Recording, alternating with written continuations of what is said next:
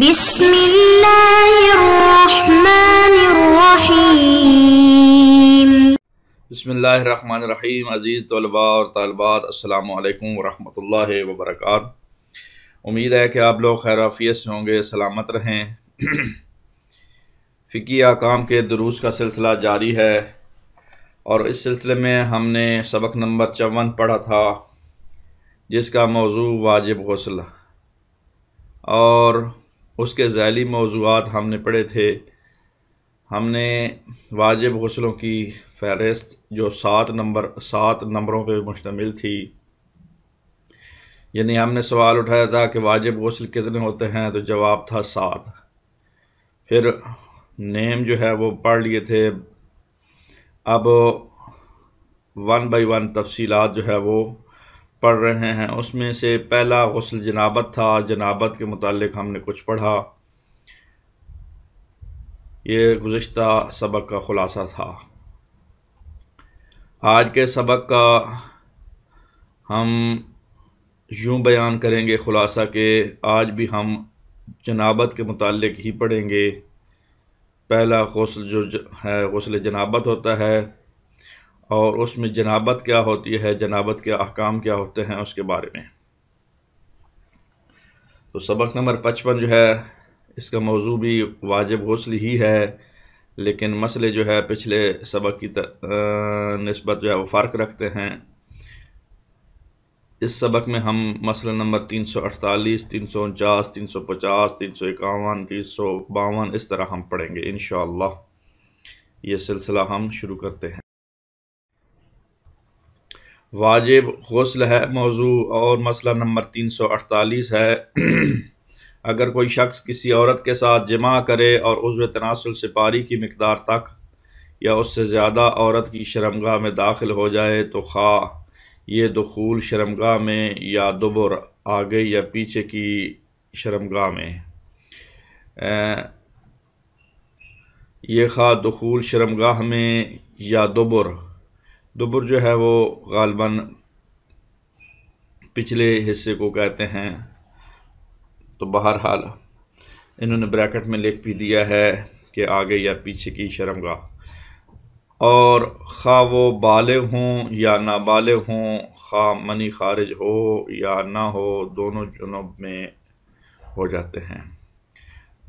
تو اس مسئلے کا خلاصہ یہ ہے کہ جب بھی کوئی شخص کسی عورت کے ساتھ اس کے اگلے یا پچھلے حصے میں اپنا عضو تناسل جو ہے وہ داخل کرتا ہے، اور اس عضو تناسل کے اگلا حصہ جو جسے سپاری کہتے ہیں وہ اتنی مقدار میں داخل ہو جائے تو غسل واجب ہو جاتا ہے، چاہے منی خارج ہو نہ ہو، بالغ ہوں نہ ہو، وغیرہ وغیرہ، اور دونوں پر غسل واجب ہو جاتا ہے۔ جی اگلے مرحلے کی طرف بڑھتے ہیں۔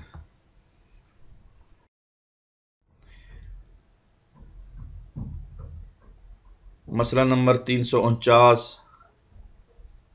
اس کا ٹائٹل بھی واجب غسل ہے۔ اگر کسی شخص کو شک ہو کہ عضو تناسل سے پاری کی مقدار تک داخل ہوا ہے یا نہیں، تو اس پر غسل واجب نہیں ہے، کیونکہ شک ہوا ہے تو شک کی پرواہ نہیں کرنی چاہیے، پھر غسل واجب نہیں ہے۔ یہ مسئلہ نمبر 349 تھا۔ اگلے مرحلے کی طرف بڑھتے ہیں۔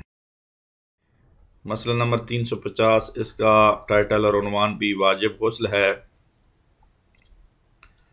نعوذ باللہ، یہ مسئلے کے شروع میں ہی ایسی بات کی جا رہی ہے کہ اس سے پرہیز کرنا چاہیے، اللہ تعالیٰ اس سے بچائے۔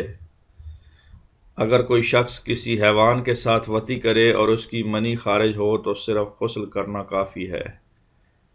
بس منی خارج ہو تو صرف غسل کرنا کافی ہے۔ کوئی وطی کرتا ہے کسی جانور کے ساتھ، اگر منی خارج نہ ہو اور اس نے وطی کرنے سے پہلے وضو کیا ہو تب بھی صرف غسل کافی ہے۔ اگر منی خارج نہ ہو اور اس نے وطی کرنے سے پہلے وضو کیا ہو تب بھی صرف غسل کافی ہے، یہ ذہن میں رہے۔ اور اگر وضو نہ کر رکھا ہو تو احتیاط واجب یہ ہے کہ غسل کرے اور وضو بھی کرے۔ مرد یا لڑکے سے وطی کرنے کی صورت میں بھی یہی حکم ہے، تو غسل جو ہے وہ کرنا کافی ہوتا ہے، اور جو ہے وہ منی خارج ہو تو صرف غسل کرنا ہوتا ہے، اور نہ بھی ہو تو بھی صرف غسل جو ہے وہ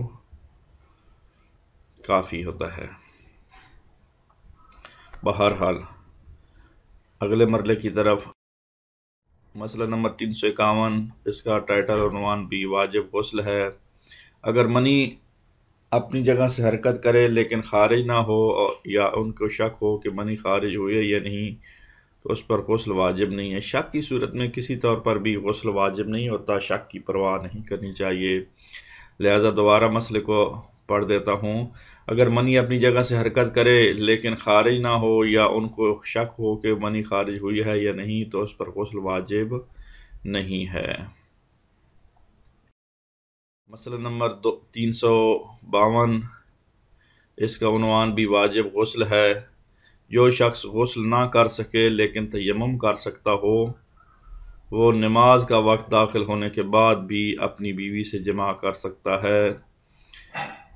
آسان اور فہم ہے، دوبارہ توجہ دلانے کے لیے آپ کو مسئلہ پڑھ کے سناتا ہوں کہ جو شخص غسل نہ کر سکے لیکن تیمم کر سکتا ہو، وہ نماز کا وقت داخل ہونے کے بعد بھی اپنی بیوی سے جماع کر سکتا ہے۔ مسئلہ نمبر 353 یعنی 353، اس کا عنوان بھی واجب غسل ہے، اور واجب غسل میں جنابت کی بات چل رہی ہے۔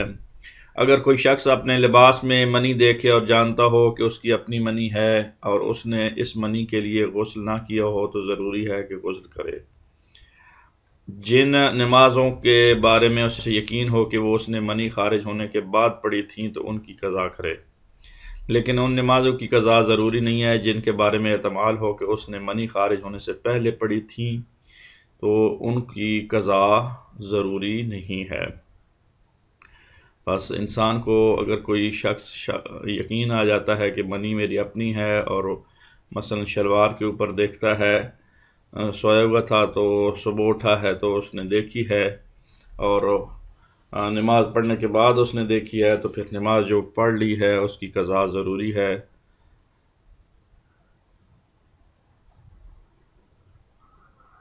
اور اگر وہ اس نے خارج ہونے سے پہلے نماز پڑھی تھی، تو پھر اس کی جو ہے وہ قضا بھی ضروری نہیں ہے۔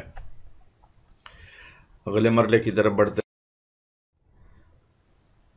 اس سبق میں مسئلہ نمبر 354 آ رہا ہے، اور یہ مسئلہ اس سبق کا آخری مسئلہ ہوگا انشاءاللہ، اور اس کا ٹائٹل اور عنوان بھی واجب غسل ہے، اور اس کا ذیلی جو ہے موضوع وہ ہے وہ چیزیں جو مجنب پر حرام ہے، جس پر غسل واجب ہو چکا ہو جنابت کی وجہ سے، اس پر چیزیں جو حرام ہیں وہ ذکر کی جائے۔ سوال یہ ہے کہ وہ کتنی چیزیں جنوب والے شخص پر حرام ہیں، مجنب پر حرام ہیں، تو 5 چیزیں جنوب شخص پر حرام ہیں۔ تو جو مجنب شخص ہیں اس پر 5 چیزیں حرام ہیں، ان کو 1 بائی 1 ذکر کرتے ہیں۔ اول، اپنے بدن کا کوئی حصہ قرآن مجید کے الفاظ یا اللہ تعالیٰ کے نام سے، خواہ وہ کسی بھی زبان میں ہو، مس کرنا یہ حرام ہے۔ قرآن مجید کا الفاظ یا اللہ تعالیٰ کا نام، خواہ وہ کسی بھی زبان میں مس کرنا ہو، یہ مس کرنا جو ہے وہ حرام ہے۔ بس اللہ تعالیٰ کا نام، قرآن کا الفاظ یہ حرام ہے۔ بہتر ہے کہ پیغمبروں، اماموں اور حضرت زہرا علیہم السلام کے ناموں سے بھی اپنا بدن مس نہ کرے۔ تو بہتر ہے کہ پیغمبران خدا اور ائمہ خدا اور حضرت فاطمہ الزہرا جو حضرت رسول خدا صلی اللہ علیہ وسلم کی دختر نیک اختر، ان کے ناموں سے بھی اپنا بدن مس نہ کرے۔ حرمت کا فتویٰ اللہ اور قرآن کے الفاظ کے ساتھ ہے، وہ کسی بھی زبان میں ہوں، اور بہتر کا فتویٰ جو ہے وہ پیغمبروں اور اماموں اور حضرت زہرا کے ناموں کے ساتھ۔ اور دوسری چیز جو مجرم شخص کے لیے حرام ہے، مسجد الحرام اور مسجد نبوی میں جانا، خواہ ایک دروازے سے داخل ہو کر دوسرے دروازے سے نکل آئے، لیکن یہ حرام ہے۔ تیسری چیز جو جنوب شخص کے لیے حرام ہے، مسجدوں میں ٹھہرنا۔ ادھر تھا مسجد حرام اور مسجد نبوی میں جانا، یہ حرام ہے، اور اس اگلے سٹیپ میں ہے کہ مسجدوں میں ٹھہرنا احتیاط واجب کی بنا پر اماموں کے حرم میں ٹھہرنے کا بھی یہی حکم ہے۔ احتیاط واجب کا تقاضا یہ ہے کہ اماموں کے حرم میں ٹھہرنے کا بھی یہی ہے، لیکن اگر ان مسجدوں میں سے کسی مسجد کو عبور کرے، مثلا ایک دروازے سے داخل ہو کر دوسرے سے باہر نکل جائے تو کوئی حرج نہیں ہے۔ ان چھوٹی مسجدوں میں یا دوسری مسجدوں میں کہیں ایک دروازے سے کر کے دوسرے دروازے سے نکل جائے تو کوئی حرج نہیں ہے، لیکن ادھر ٹھہرنا جو ہے وہ حرام ہے۔